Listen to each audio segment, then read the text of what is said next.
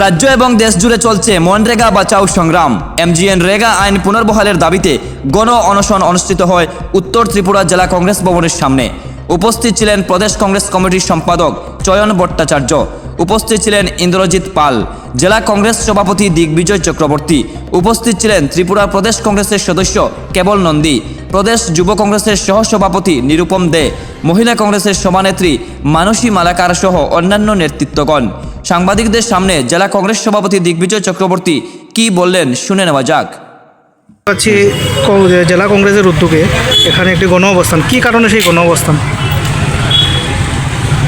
মনরেগা বাঁচাও সংগ্রামকে সামনে রেখে জাতীয় কংগ্রেসের কর্মসূচির অঙ্গ হিসাবে আজকে ধর্মনগর জেলা কংগ্রেস ভবনের সম্মুখে আমরা গণ অনশনে সামিল হয়েছি। আপনারা সকলেই অবগত রয়েছেন,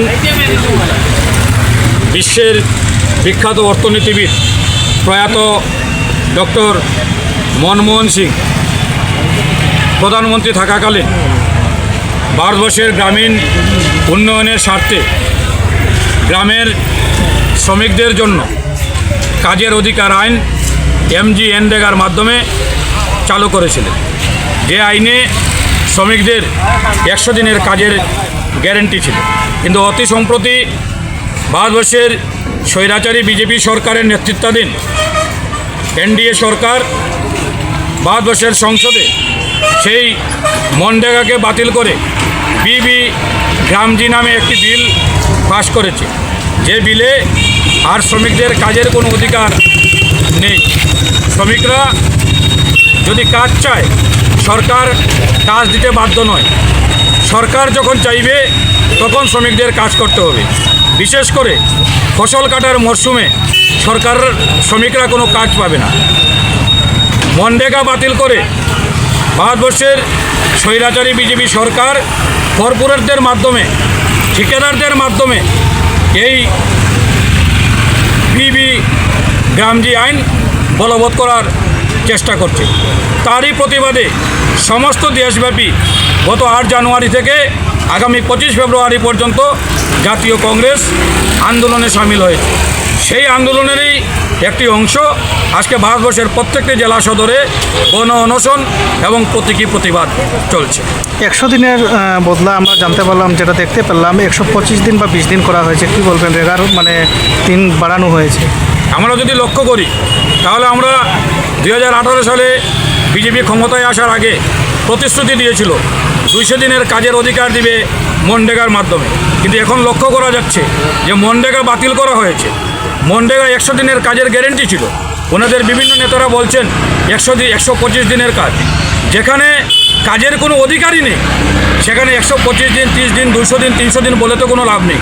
কাজের শ্রমিকদের কাজের যদি অধিকারই না থাকে, শ্রমিকরা যদি কাজের ডিমান্ডই করতে না পারে, তাহলে 125 দিন আর 20 দিন কোথা থেকে আসে?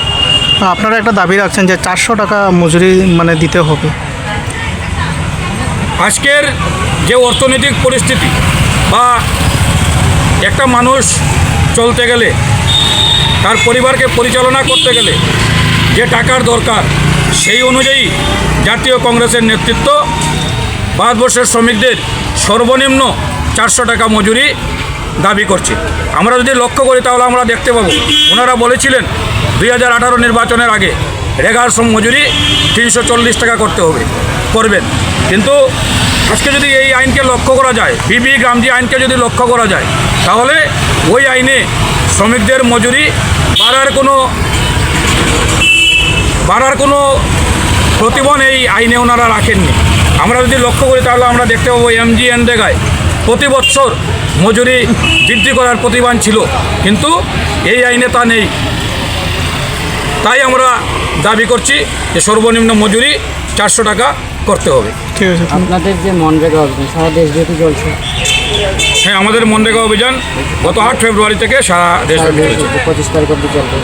আপনাদের দাবি দাবা যদি সরকার এখন না আগামী কী কর্মসূচি করবে?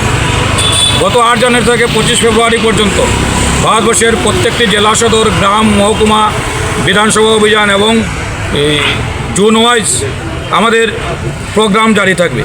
তারপরও যদি এই মনরেগাকে পুনর্বহাল করা না হয়, তাহলে পরবর্তী পদক্ষেপ জাতীয় কংগ্রেসের নেতৃত্বরা এআইসিসিতে যারা রয়েছেন ওনারা পরবর্তী কর্মসূচি যা দেবেন সেই অনুযায়ী আমরা ত্রিপুরা প্রদেশ কংগ্রেস কমিটির নির্দেশে প্রদেশ সভাপতির নির্দেশে আমাদের কাছে যে বার্তা আসবে সেই অনুযায়ী আমরা আমাদের সংগ্রাম চালিয়ে যাব। আমি ধর্মনগর জেলা কংগ্রেসের দায়িত্বপ্রাপ্ত সভাপতি।